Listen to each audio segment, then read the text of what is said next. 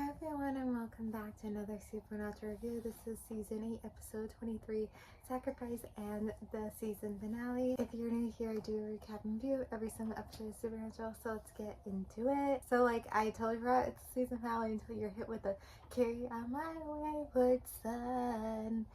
I'm not gonna continue singing, you guys don't need to hear me sing. I actually really like this finale, and in addition to keeping a top list and the worst list of every season, I also have a list where I'm ranking the different season finales. I don't know if I've ever said that before, that I have that list, but I do. And so far, out of the 8 finales, I put it number 3rd. I was debating between this one and season 4 finale. Season 4 finale was 3rd on the list, but then I put this above season 4 finale, and then I was like, oh, there's some similarities to season 4 finale, because even though that this was the trials that the Winchesters were doing, and this season was about trials, they were doing, season 4 was about the demons trying to break the seals.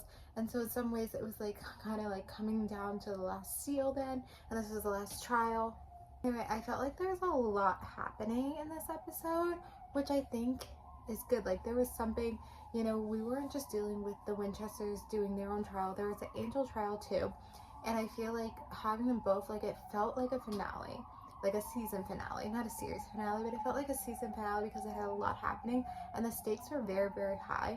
And I think it made the episode so strong because the stakes were very, very high. So I think I talked about the angel trial things is something that was only started a couple episodes ago, maybe even last episode. No, was it last episode or the episode before that we started getting it? I can't recall. But anyway, it's still very new, and I was kind of how the writers know where they want the next season to go.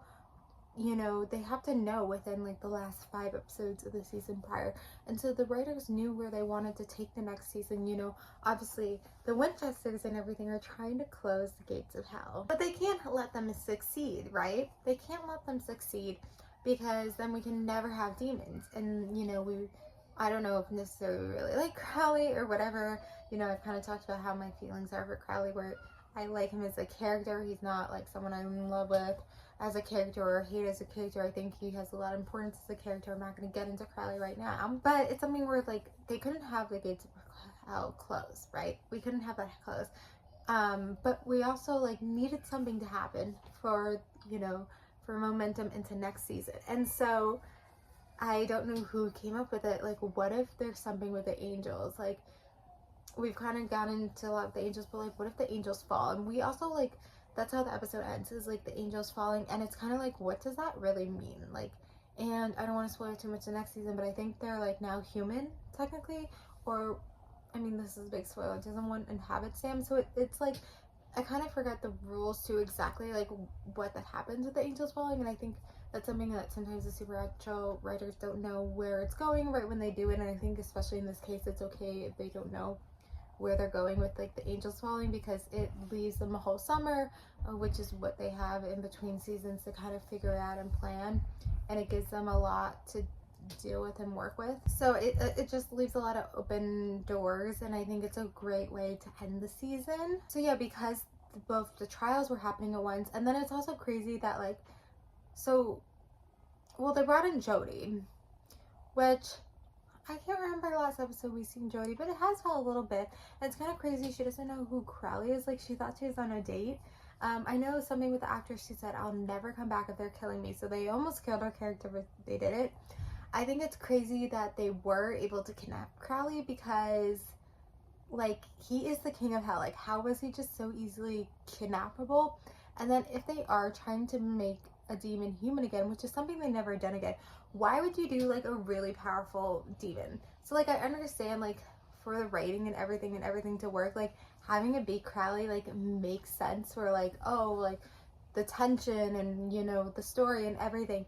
But when you think about it more logistical, how can this demon, you would think they would start with a low level demon, to convert, change back to human. It's kind of, it doesn't make logical sense. And then Abaddon coming doesn't make logical sense too. And then Sam was able to kind of defeat her. felt like a lot. So what I think is crazy that Dean just like left Sam, like Sam was doing this and he just like went and was going to help Cass. Like it just, like, yes, the scenes I do like of Dean and Cass together, and it felt like a lot happening, was able to like break it up a little bit as well. But it's just some things about this episode logistically doesn't make sense, but I think it was just like it's a finale, and so to make things happen that they wanted to happen, you had to not do logistical some things, and like only me and a few other people will like realize like some of the logistical stuff, like it doesn't make sense. But I think it's something where it was, I think, really important that, well, not, I don't know, I can't think exact wording, but like, you know, Metatron like betraying Cass and like really he was just using him because he wanted to do this thing for the angels. Like I like knew that, like, because I watched this before, I knew that Metatron was kind of like an evil character, but I was like, when do we see that? I guess this is when we saw it.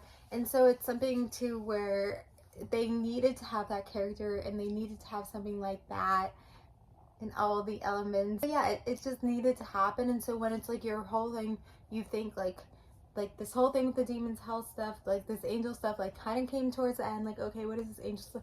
The angel stuff is like wrong, like that's the big thing, that's the thing they had to be concerned about. And of course, as soon as Dean finds out that, you know, the demon trials are gonna kill Sam, he like comes to Sam's side, and it's something where it's like, how did you not know it was gonna kill him sooner? Like I thought they knew, but maybe they did know, and then the writers pretended like they didn't know so that they had some like tension and emphasis in this finale, whatever. And so then when Dean was like, you're gonna die, Sam's like, so. And it's also so like sometimes something that Supernatural does so well is like these heartfelt scenes of the brothers and then like confessing their love for each other and like saving one each other, and like one of them is about to die or died, and like they're doing these things for each other, and like Supernatural's so good at writing these scenes. And I think that also makes this episode even better because it has a scene like this and it's such a powerful scene. And then them coming to the end and like the angels are falling. They also left something off with Kevin where they're like, what's happening with the bunker, like all this stuff. But I think just like that also is just such a powerful shot and the scenes at the end with the angels falling. So anyway, really great end of the season. Even though there was a lot of things about the season, I was like, some episodes are so bad.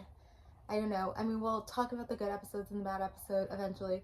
But anyway, I'm going to end it here. So thank you guys for watching. Very excited for season 9. Comment below your thoughts and watch my other videos. Like, comment, subscribe, and bye.